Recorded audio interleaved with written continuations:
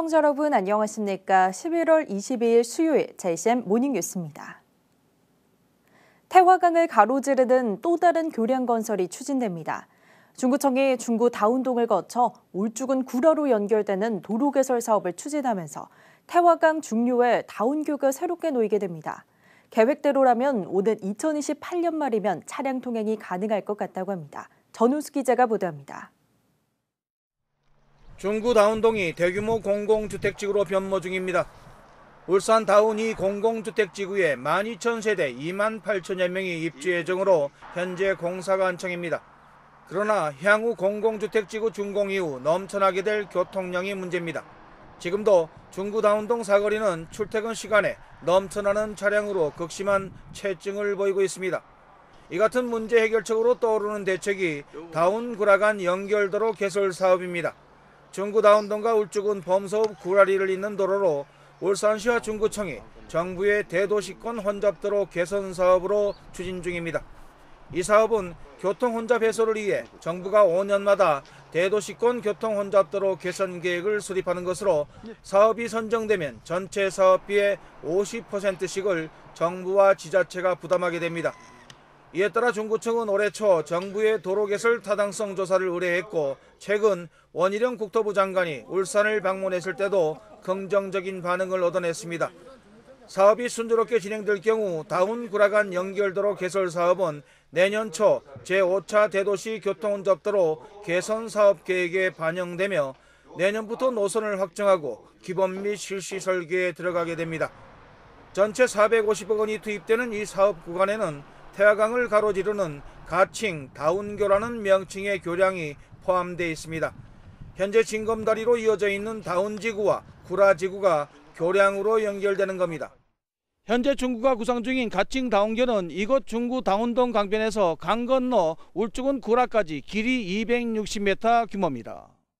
중구청의 예상대로라면 공사는 2026년 1월에 착공해 오는 2028년 12월 준공됩니다. 다운교가 건설되면 다운 사거리의 만성적인 교통 체증 완화는 물론 2025년도가 되면 12,000세대의 다운 2지구 아파트가 입주하게 됩니다. 그렇게 된다면 교통 체증은 엄청나게 일어날 것으로 봐집니다. 그래서 교통 분산에도 크게 기여할 것으로. 중구청은 가칭 다운교 건설 사업이 보다 구체적인 진척을 보이면 주민 의견 수렴을 위한 공청회를 마련하는 등 후속 조치에 들어갈 방침입니다. JCN 뉴스 전우수입니다. 전국적으로 빈대가 출몰하는 가운데 울산의 한 원룸에서도 빈대가 발견됐습니다. 울산시는 그제 울주군의 한 원룸에서 빈대 의심 신고가 들어와 확인한 결과 빈대가 맞았다고 밝혔습니다. 울산에서 빈대가 발견된 건 이번이 처음으로 방역당국은 해당 원룸에 대해 방제와 소독을 한 뒤 건물 전체도 방역 조치했다고 밝혔습니다. 울산시는 빈대가 의심될 경우 해우리 콜센터와 5개 구군 보건소 등으로 신고해달라고 말했습니다. 임금 인상과 인력 충원 등을 요구하며 파업 중이던 울산대학교 병원 노조가 28일 만에 파업을 잠정 중단했습니다. 노조 측은 노사 간 갈등을 해소하는 차원에서 파업 투쟁을 잠정 중단하고 교섭을 통해 합의를 찾기로 했다며 다만 사측이 성실하게 교섭에 임하지 않는다면 언제든지 다시 파업을 재개할 것이라고 밝혔습니다. 울산대병원 노조가 파업을 잠정 중단하면서 오늘부터 전체 조합원이 업무에 복귀하게 됩니다.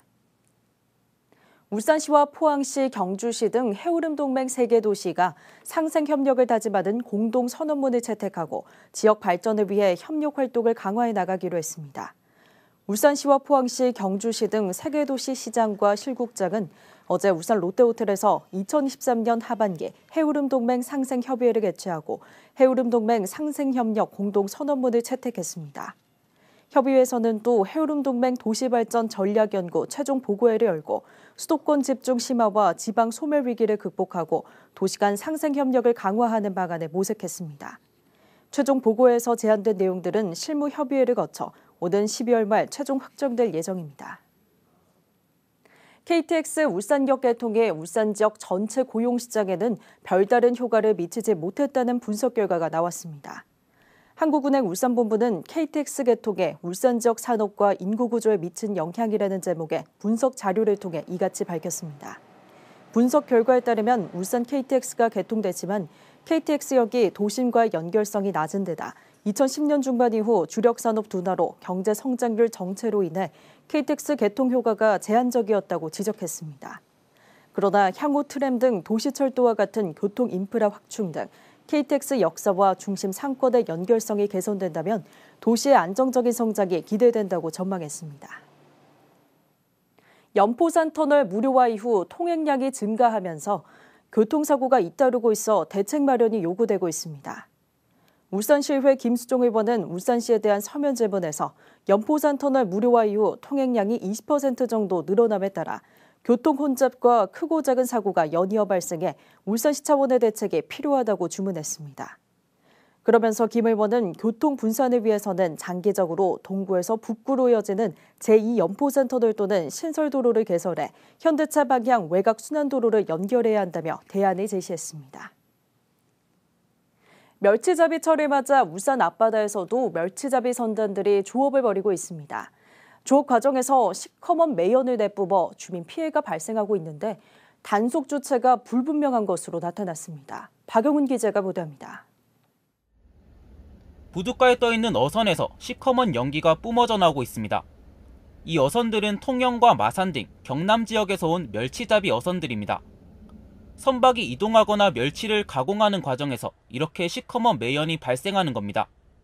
멸치잡이 선단의 한 선장은 중유의 일종인 벙커유를 쓰던 과거와 달리 현재는 매연 문제 때문에 경유를 쓴다는 입장입니다. 매연에 불편하기 때문에 기본석에 농용만 써 연기 내놓는다고. 하지만 인근 아파트 주민들은 멸치잡이 선단들이 들어올 때마다 매연 냄새를 맡고 있는데 이 때문에 혹시 건강에 이상이 생기진 않을까 걱정이 앞섭니다.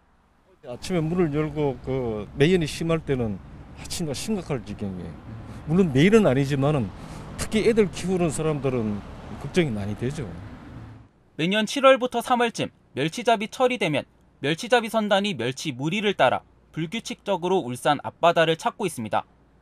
매년 멸치잡이 선단의 매연 문제가 반복되고 있는 건데 이에 대한 관리 주체는 아직까지도 모호합니다.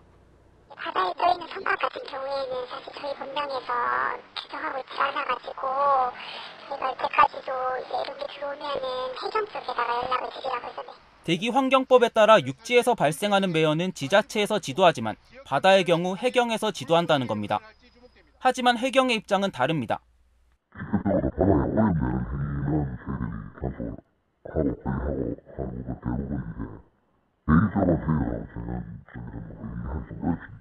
해양수산청에선 화물선의 경우 관련법에 따라 점검하고 있지만 어선은 제외된다고 설명합니다. 선박 안전보다는 거기 주로 이제 구내용들이 있는데 적용이 이제 어선은 저희가 제외되거든요. 매년 매연 문제가 반복되지만 사실상 이를 단속하는 단속 주체는 없다는 겁니다. 게다가 울산을 찾은 멸치잡이 선단은 울산이 아닌 선단이 속한 지자체에서 어업 허가를 받고 울산 앞바다까지 온 걸로 나타났습니다. 타 지역 어선으로 인해 울산 시민들의 피해가 더 이상 커지지 않도록 관련 당국의 조치와 업무 분장이 시급해 보입니다. JCN 뉴스 박영훈입니다. 울산 수출이 2개월 연속 증가세를 보였습니다. 한국무역협회 울산지역본부에 따르면 지난달 울산 수출은 전년 동월 대비 11.1% 증가한 77억 4천만 달러를 기록했습니다. 특히 올해 내내 울산 수출의 버팀목 역할을 한 자동차 수출은 19개월 연속 증가하며 역대 10월 중 최고 실적을 기록했고 석유 제품도 정기 보수 기간 종료에 따른 가동률 상승과 수출 물량 확대로 전년 동월 대비 25.8% 증가했습니다. 울산관세청이 발표한 세관 기준 울산의 10월 수출도 전년 동월 대비 14.6% 증가했습니다. 올해 상반기 현재 울산의 경력 단절 여성은 4만 1,000명가량으로 지난해보다 3,000명이 늘어난 것으로 나타났습니다. 통계청의 2023년 상반기 지역별 기혼 여성의 고용 현황에 따르면 전국적으로는 지난해 대비 4만 8,000명가량 늘었는데 그 이유로는 육아가 42%를 차지해 가장 많았고 결혼이 26.2%로 뒤를 이었습니다.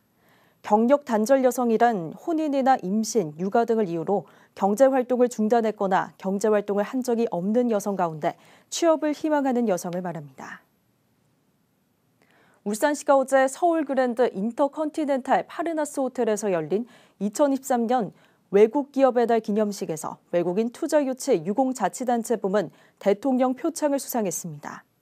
울산시는 산업통상자원부가 주최하고 한국 외국인 기업협회가 주관한 이번 평가에서 역대 최대 규모 외국인 직접 투자 유치 부문과 친기업 정책 추진 및 지역 투자 기반 조성 부분 등에서 우수한 평가를 받아 이번에 대통령 표창을 받았습니다.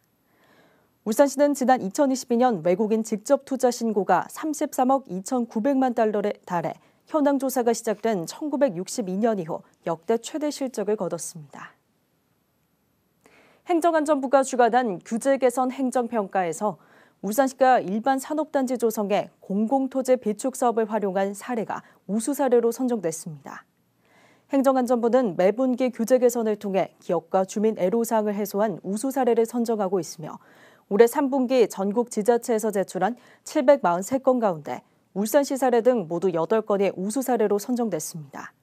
이번에 우수 행정으로 선정된 울산시의 사례는 사업성 악화로 장기간 중단된 울산 하이테크밸리 일반 산단 조성을 위해 토지주택 공사를 설득해 전국 최초로 일반 산단 조성 사업에 공공 토지 비축 사업을 활용해 성사시킨 사례입니다. 제11회 전국 이중언어 말하기 대회에서 울산시 교육청 대표 학생 3명이 모두 상을 받았습니다. 서부초 시혜래 학생과 명덕여중 정유희 학생이 각각 교육부 장관상, 은상과 동상을 받았고 서부초 아이샤 학생은 한국외국어대학교 총장상인 특별상을 수상했습니다. 교육부 주최로 매년 열리고 있는 전국 이중언어 말하기 대회는 다문화 가정 학생들이 이중언어 재능을 발휘하는 대회로 이번 대회엔 전국 시도교육청 대표 학생 54명이 참가했습니다. 20대, 30대로 이뤄진 이른바 MZ 조폭단체가 울산에서 검거됐습니다. 이들은 선배 조폭의 갑질에 불만을 품고 길거리에서 난동을 부리는가 하면 시민들까지 위협하고 폭행했습니다. 이 조직폭력단체는 불법 도박장과 도박사이트 운영에도 연루됐던 것으로 밝혀졌는데 미성년자까지 조직원으로 가입시키기도 했습니다. 보도에 라경훈 기자입니다. 지난해 5월 울산 남구 삼산동 건장한 체구의 남성 4명이 한 사람을 무차별적으로 폭행합니다. 지나가다가 어깨를 부딪혔다는 게 이유였습니다. 울산의 한 거리, 남성들이 한 차량에 다가와 차량을 마구잡이로 때려 부수기 시작합니다.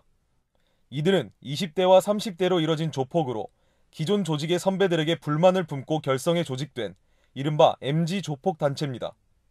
경찰은 이 조폭 단체 44명을 검거했습니다. 지난해 4월 여러 명의 건장한 남성들이 조직의 선배로 보이는 남성이 들어오자 기다렸다는 듯 90도 인사를 합니다. 이윽고 남성은 바로 옆 시민이 지나가는 것도 무시한 채 조직원들을 차례대로 폭행하기 시작합니다. 평소 선후배 사이의 소통 문제와 더불어 이 사건으로 불만을 가지고 있던 조직원들이 MG 조폭 단체를 만든 겁니다. 조직 기강을 잡겠다며 다수 시민들을 통행하는 장소에서 문신을 드러낸 채 후배 조직원들을 도열시켜 수차례 폭행하는 등 시민의 안전한 일상을 위협하였습니다. 이 조직에 가입할 당시 미성년자였던 조직원들도 있었습니다.